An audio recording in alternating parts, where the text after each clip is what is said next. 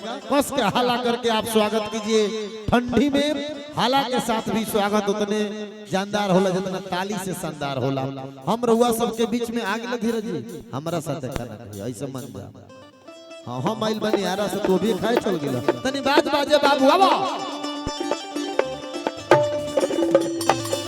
अरे जियो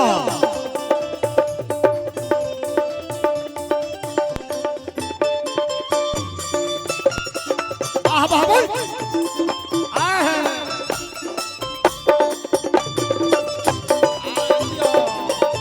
आह बाहर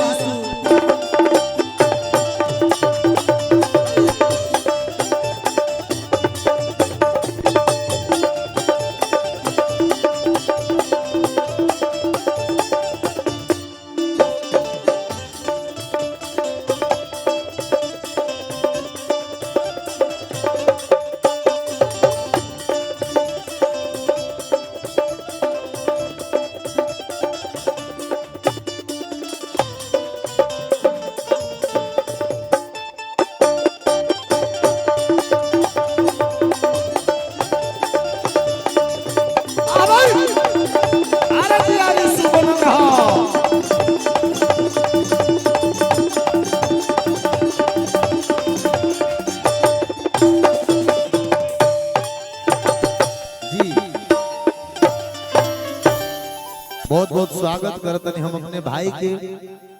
और हम बुलाई मनीष भैया के माई के हम बुलाओ चाहते हैं 2 मिनट खातिर। हमरो माई भी आई हो हमार माइये है।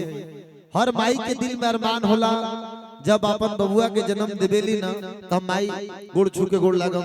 मनीष भाई प्रिय भाई बड़ा है ने बड़ी माता जी धनंजय भाई हर माई के अरमान होला और माता जी के अरमान होई जे धनंजय बढ़न हुई हन नो तो उनको बढ़िया घरे बियाह कर बढ़िया पतो ले आई और घर के समार एगो नाती हो जाई तो आज ही कही तक कितना जीवन में तार तो 2 गो पुत्र रत्न हमरा मालूम बा।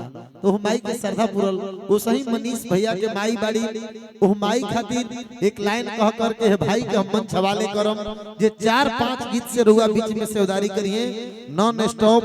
ओकरा बाद विशाल भैया और हमार कुणाल भैया के आदेशानुसार अगला कलाकार के हम मंच पर बुलाई कि माँ क्या होती है भाई मेरे धनंजय शर्मा जी की माँ सोचती है भले कम पढ़ी रहती है सोचती है कि रोटी जब दे रहा हूँ तो गिनती ना करूं। हाथ में 2 रोटी ली रहती है धनंजय 1 रोटी मांगे ले तो गले के ले ना एगो बा लेकिन वो रोटियां 2 गो रहेला एगो हमें का रहेला माई के प्यार रहेला। तब वो हमारी खातिर कहम कि हमारे वास्ते सपना सलोना बन गई अम्मा। माँ क्या क्या बन जाती है अपने बच्चों के लिए।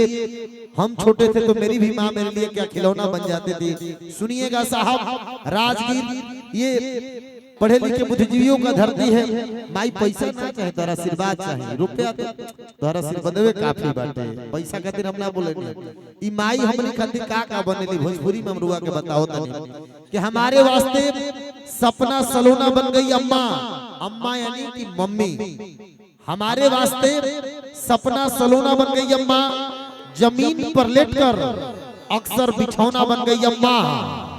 हमारे वास्ते सपना सलोना बन गई अम्मा। जमीन पर लेटकर अक्सर बिछौना बन गई अम्मा। रुला देती है बचपन की यादों को यदि खिलौना न दे पाई तो खुद ही खिलौना बन गई अम्मा। जब मनीष भैया के खिलौना के कमी पड़ जाती है तो माई खुदे खिलावे लागत हुई। आज बड़ी दिल में अरमान खुशी बा ना पतो है इतना सुंदर आई बाड़ी तो हम ये मनाई में माई कि 9 महीना के बाद एगो नाती हुई तो हम मुकेश के बोले है टीम के सोहर गावे खातिर पैसा रुपया ना चाहिए सब भाई तारे न्योता पाई एले के मनीष भाई से संबंध विशाल जी कुणाल जी के द्वारा बा कुणाल भैया के द्वारा तो पारिवारिक संबंध निभावेला हमने कलाकार रह जा तो सोहर में बोले है। अभी हम बहु भोज में गीत सुनावे खातिर बैठ जी माता जी हम भाई धनंजय शर्मा जी के मंच हवाले करो। धन्यवाद दे भाई बिट्टू मैरवा जी के जे कब कहां पहुंची है लोकेशन कहां के बाद एगो कलाकार के मैनेजमेंट कई बहुत बड़ा दायित्व बोध होला साहब और बहुत बड़ा उपलब्धि होला। तो आपके बहुत बहुत स्वागत अभिनंदन कि चंपा गुलाब जूही चमेली महक गई। चंपा गुलाब जूही चमेली महक गई। ये कौन आया कृष्णापुरी राज गिर के धरती पर जिनकी दिल की हवेली महक गई, तन्हाइयों में बैठकर आंसुओं की बूंद से लिखा जो तेरा नाम, वो हथेली महक गई। उस मुस्कुराहट के साथ ये मंच माइक हवाले करता हूँ। भाई हमारे आप सबों के बीच गीत से सेवादारी करेंगे। आप सब प्यार आशीर्वाद दीजिए। धनंजय शर्मा भाई आप सबों तक।